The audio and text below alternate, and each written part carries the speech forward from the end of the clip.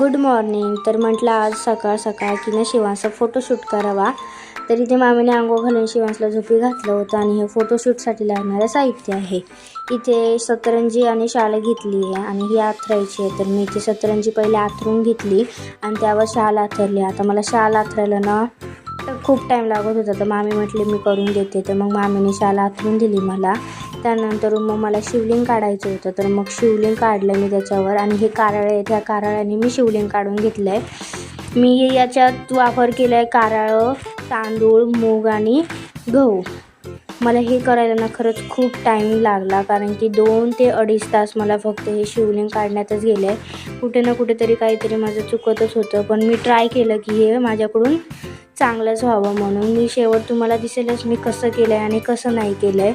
तुम्हाला पुढचा व्हिडिओ बघायचा असेल ना तर तुम्ही लाईक आणि सबस्क्राईब करा. पुढचा व्हिडिओ मी नक्की टाकेलच, तुम्ही जाऊन बघा. तोपर्यंत बाय.